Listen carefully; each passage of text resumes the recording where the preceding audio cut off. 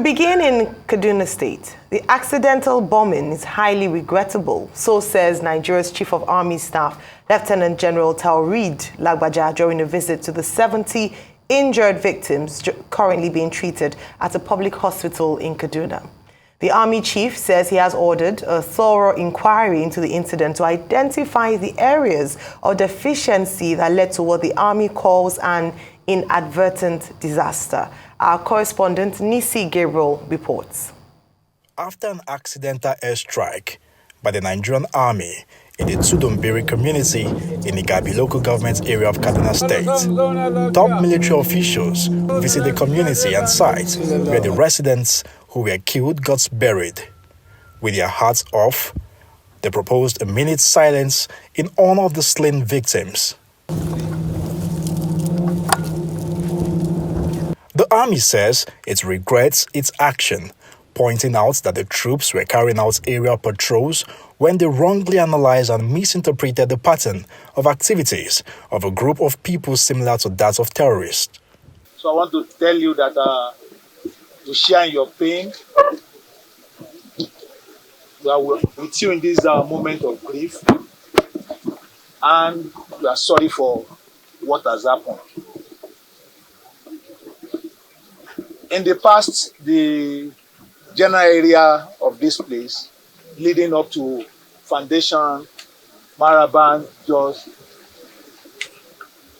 Birnin-Yero, and all other places, they were infested by bandits, and the troops have had to do a lot to sanitize the environment and make it a safe place for law-abiding citizens to live. And it is in the pursuit of that drive to make the place more safe that unfortunate incident of Sunday happened. Unfortunately, the reports we got thereafter revealed that it was innocent civilians that the drone conducted a strike on. And so, with the reports emerging, I feel it is very essential to come physically to the ground, first to commiserate with the people of Tudumbiri that suffered the unfortunate incident of the Nigerian Army drone strike on the 3rd of December 2023, leading to loss of lives. And secondly, having assessed the situation on the ground myself, to be able to determine the kind of inquiry that will be conducted by the Nigerian Army to forestall reoccurrence of this kind of unfortunate incident going forward. And also to look around this community and even extending beyond to be able to determine the kind of operations we need to conduct going forward. And that is the sole purpose of coming here this day. Aminu Idris, the district head of Regasa, urged the leadership of the Nigerian Army to intervene in bringing succor to hospitalized victims and the community for their losses. He stressed that over 80 persons killed by the airstrikes have been buried. I think the number of people that were buried yesterday were just about 80. The number of people that were buried, both male and female. The Chief of Army Staff is here, and he has commiserated with us, and we feel highly honored for that. The Army Chief also visited victims of the accidental airstrike at the Barau Diko Hospital in Kaduna, promising that the Army would take care of their medical bills. Meanwhile, the Deputy Chief Medical Director of the hospital gives an update on the number of injured people in the medical facility as at Tuesday. The community has been enjoined to view what happened as just a temporary setback. It was not intended. It's regrettable, it's unfortunate, and we'll work with the community to provide necessary support to the community as a whole and to the injured persons so that they can quickly regain their health. We have a total of 71 patients that we brought in. Of these 71, one died last night. So we have about 70 currently with us on admission. Most of them we have stabilized them. Those that needed blood were transfused. Those that needed surgery emergency surgery. We did carry out the emergency surgeries, and many of them are now stable. And we are about to start discharging some of them that are even stable. Some of them that with minor degrees of injuries, we may discharge them to the community. The Nigerian Army says it hopes to identify its lapses and deficiencies in both the human and artificial intelligence areas that will forestall future reoccurrence. Nisi Gabriel, Arise News, Kaduna.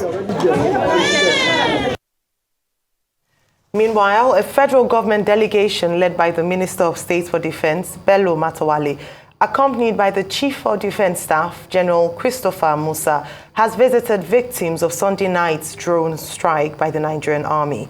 Matawalle, while expressing condolences of the federal government to the families of the bereaved, affirmed the government's unwavering commitment to combating terrorism. He also assured of the government's full support for the over 70 injured victims undergoing medical treatment at the Barao Diko Teaching Hospital in Kaduna. The minister describes the incident as an unfortunate one, adding that the Ministry of Defense will take care of the medical bills of the victims. Continue fighting the criminals till we succeeded on fighting against banditry and other criminalities in this country. Therefore, it is just an unfortunate incident that happens, and God has already destined that this will happen, and it has happened. All we do is to pray for the deceased who already gone, for Allah subhanahu wa ta'ala to bless them with Al-Jannah to Firdaus, and for those in the hospital to have a great recovery. Let's cross live to Kaduna and speak to Reverend John Hayab, Kaduna State Chairman of the Christian Association of Nigeria. Good morning and welcome to the morning show.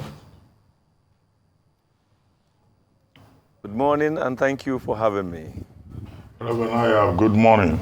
Thank you for joining us. Quickly, how do you feel about this latest... Thank you also for welcoming me. Yeah. Thank you. How do you feel about this latest accidental discharge by the Nigerian military in Kaduna State, resulting in the death of over 80 persons and 66 persons injured, even if the military hierarchy has apologized? We received the news of this unfortunate incident that happened on Sunday night at Tudumbiri community of Igabi local government with sadness, because as a Christian and as people who believe in the word of God, the Bible says we should mourn with those who mourn and rejoice with those who rejoice. Our brothers, our friends, our neighbors, citizens of our country have suffered through the death of many members of their families, and many others are injured. So it's a sad story, it's an unfortunate thing. This mistake is something that would have been averted, but it has happened. We are saddened and we have extended our condolences to the Jamaatul Nasrul Islam. We've also done the same to the Emir of Zazzau, to Kaduna State government, and particularly to that community. We have pleaded with them to accept this as one of the challenges of life, because as people of faith, we believe that to God we come and to God we shall go. Though we wouldn't have loved to have it this way, but it has happened and we can change it.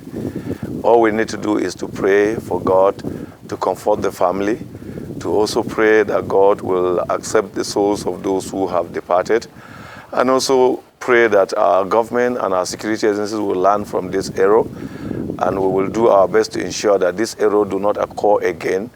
Because even if it is just one life that died, it's a Nigerian that died, it's a soul that has disappeared, and it is not good. The family grieves, and all of us who are friends, all of us who are colleagues, all of us who are neighbors must show concern.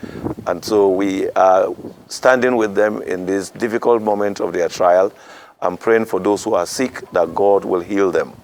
The doctor in the last interview you just said that 71 were brought to the hospital, one died, but 70, and a good number of them have started recovering and are stable enough to be discharged. So we just pray that very soon they will be discharged, and it will not be long, everyone will be back home for us to continue to face what life brings to us and hope that something better will come in the future. Thank you very much, Reverend Hayab. I offer my condolences. I can understand how sad the people of the Igabi local government area are feeling right now, and even Kaduna State as a whole.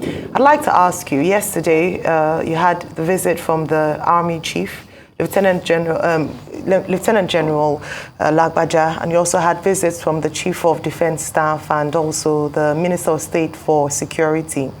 They made some statements around conducting investigations into what could have happened with regards to that incident. Are you satisfied? And by you, I mean the people of Kaduna State satisfied with the response of the Army Chief. He's offered an apology as well, said he's sorry. Has that helped to bolster the confidence or at least assuage the hurt that the people are feeling currently? And how optimistic are you about the, investigations into what's happened in Kaduna State? For me and many people in Kaduna State, we hold the Chief of Army Staff in high esteem. He is a man that we celebrate, though we have not really have anything to do with him one-on-one, but we have a lot to celebrate about him. He was a one-time GOC of 1st Mechanized Division. During his short time in the GOC, as GOC of Kaduna, we know the effort he put in ensuring that bandits start running. Unfortunately, he was taken away, and we have also been following his antecedent. We know the effort he's putting to ensure that things are back to normal in the southeast, in the northeast, in north central, in the northwest region. And so we understand, when a man do good things, when there is an error, you will understand that it's not deliberate. So I believe the understanding that the acceptance that people are having with the speech of the Chief of Army Staff is because we know him before now to be someone who is committed to what is right, to be someone who wants to ensure that there's law and order, to be someone who wants to ensure that citizens live freely.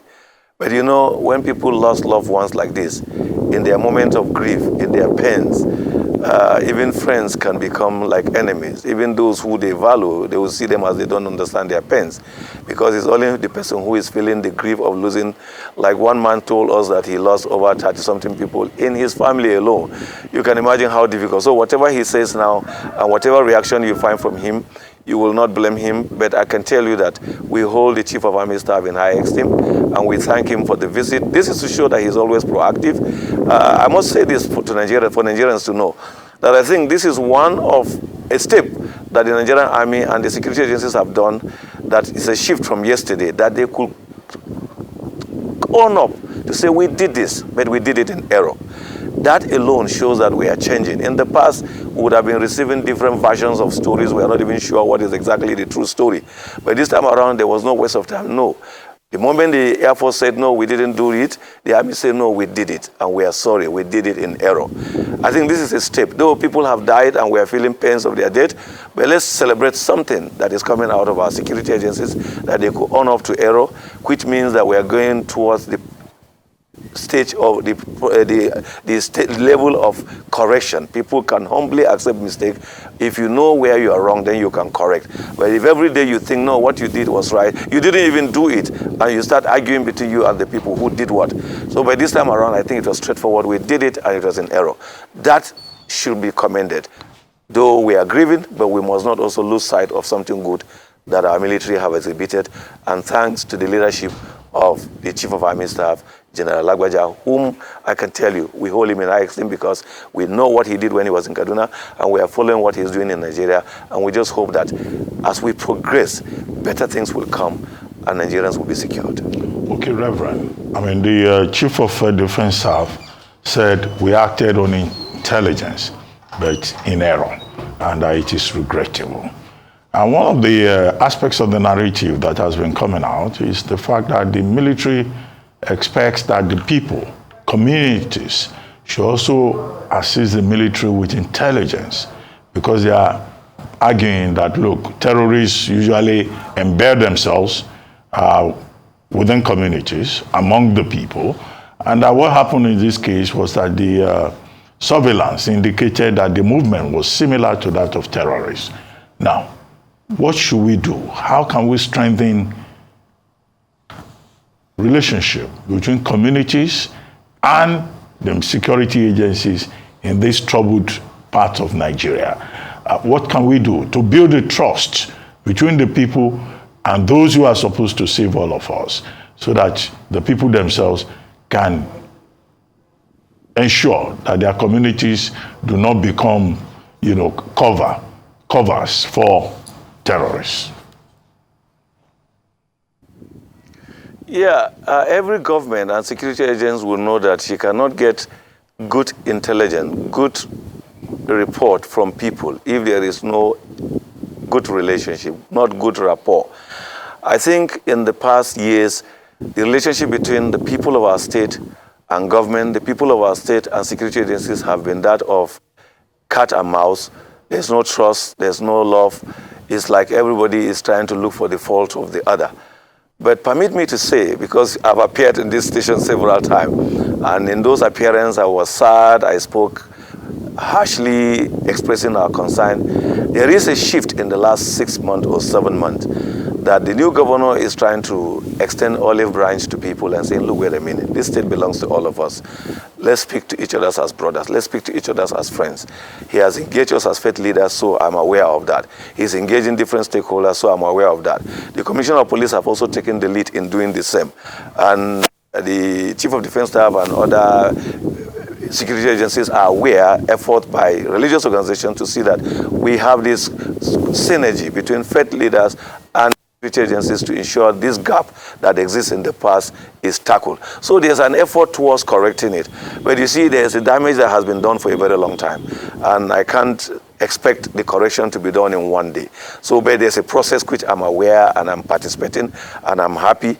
Not that killings and kidnapping have stopped in Kaduna. Criminals are still having some things doing terribly in Kaduna, but because of that love, because of that trust and effort to build bridges, you will hear less noise these days as if nothing is happening, but a lot of things are happening. So we must give credit to our new governor because he's saying, wait a minute, I come from the people and I'm going to stand before God to give account of my stewardship.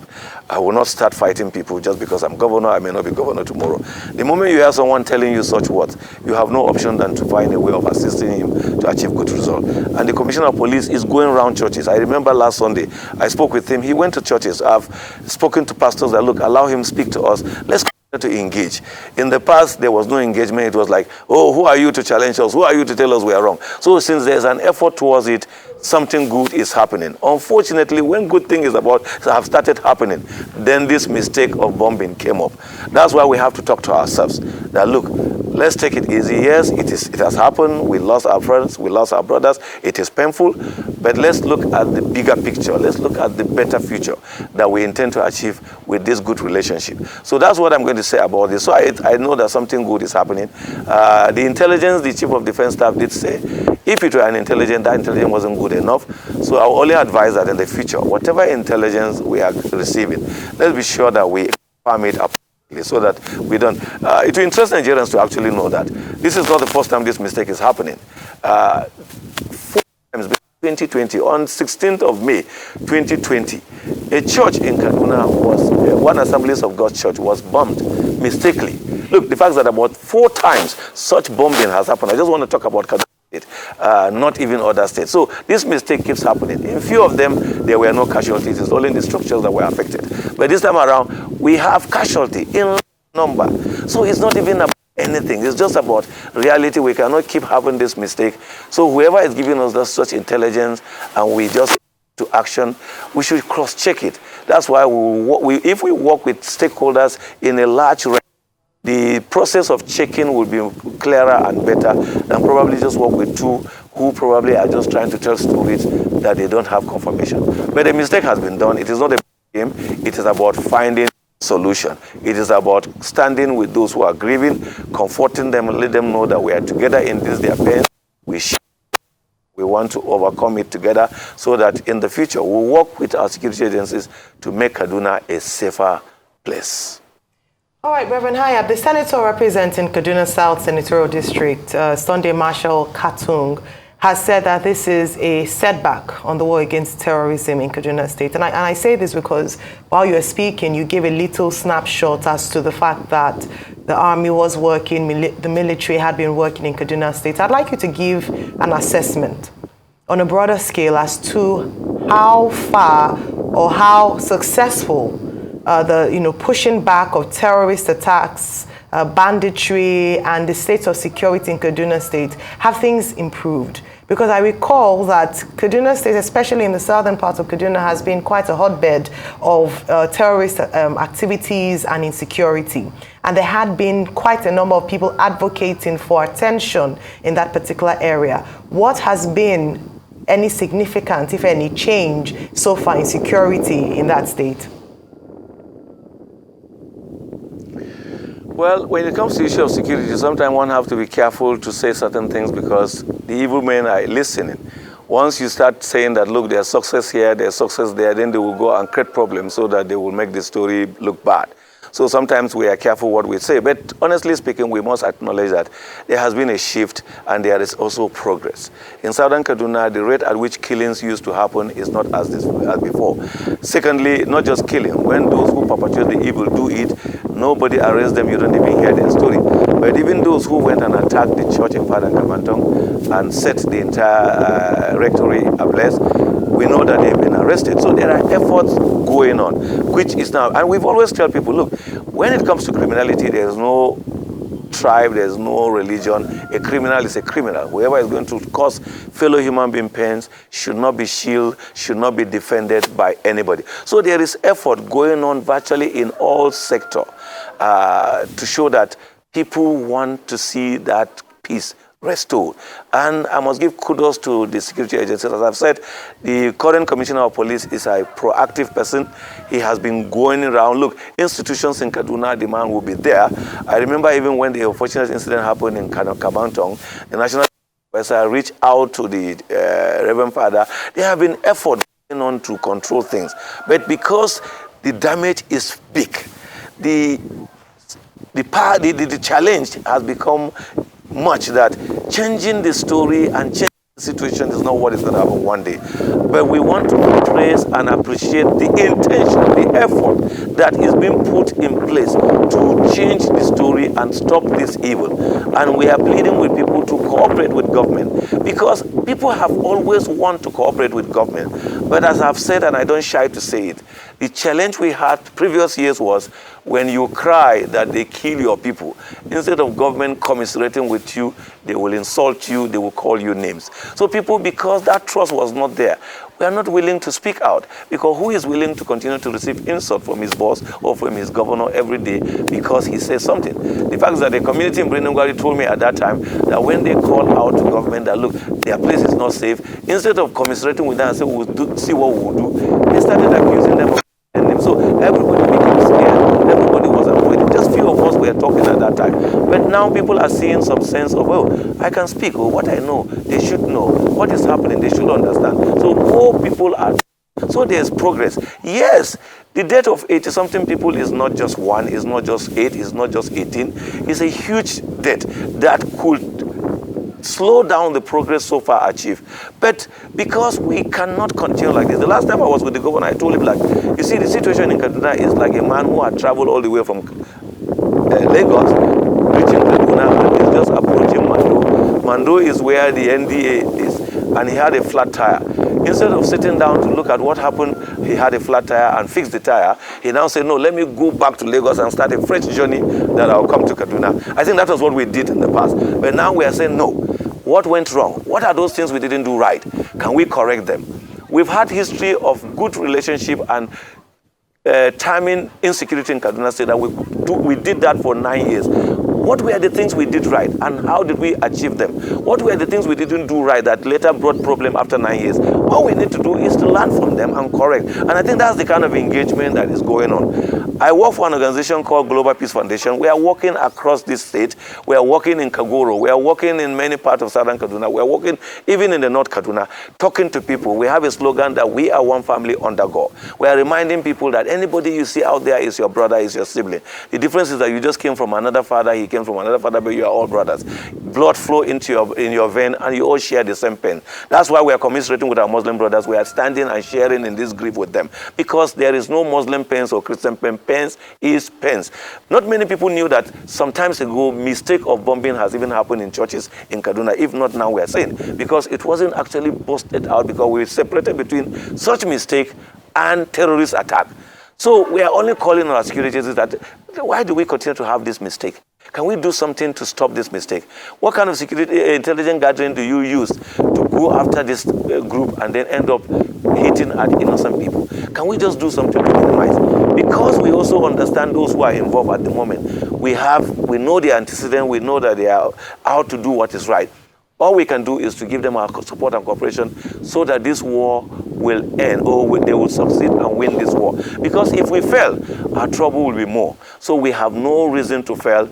We will go on with realizing the pains, comfort ourselves, encourage ourselves, and work to see that we do not go back again to Egypt. Well, the president has called for a probe. Other groups, the JNI, Jamaatul Nasrul Islam, the Arewa Consultative Forum, the Northern Leaders Forum, and other concerned citizens, including the governor of Kaduna State, have asked for a probe, an investigation. But are you optimistic that anything else will come out of that probe or investigation? When summarily, within 72 hours or so, the Chief of Defense Staff and the Chief of Army Staff have already given an explanation as to what happened. And as you pointed out, it's not just now that this is happening. Front page of Daily Trust yesterday, there is a chart there showing that, look, since 2014, the military have been killing civilians.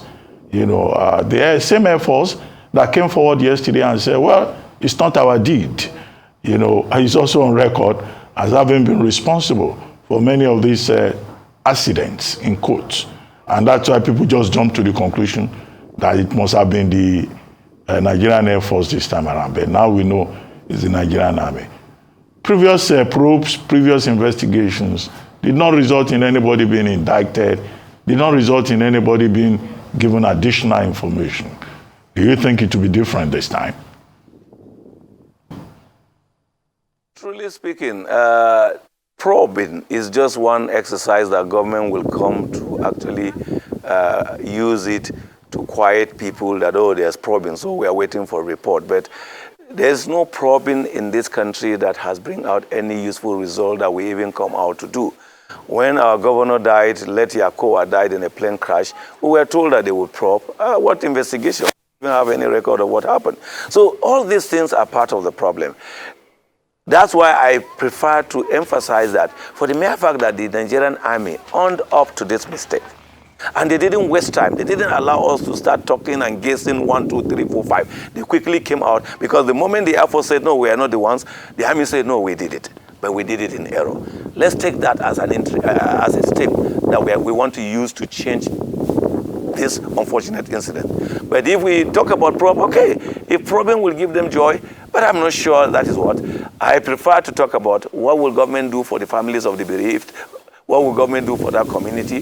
What will government do to stabilize those who are in hospitals? What will government do to bring back succor to them and they can live and forget this incident? But prop will just give another group of people who do not even have any feelings and do not care about what happened to those people an opportunity to sit in another AC for weeks and for months and be entertained and write the report that will never see the light of the day. But if that is what people want, I won't argue that, but I'm just sure that those things are really not necessary at this time, since we have the person who did it say, yes, we did it in error. Is there no way government will say, okay, since you did it in error, this is your punishment, this is what is expected of you, but you ask for prop, who are you bringing? See, the best people who can tell you what exactly happened are the people in that community. All of us talking are only saying what we heard from them, well, what we called them and they told us. We don't even understand the pain. Can you imagine you were standing with a friend and the next second, the bomb just fall on him and he's no more? Or you were standing with 5 to 6 other relatives and the bomb, and you are the only survivor. What? I don't understand what you want to hear. The reality is that something wrong has happened. Let's find a way of ensuring this thing do not repeat itself. But if it is probing, we've done probing in Nigeria. What did we do after the probing? Where did we keep the result? What kind of report was even written by the committee?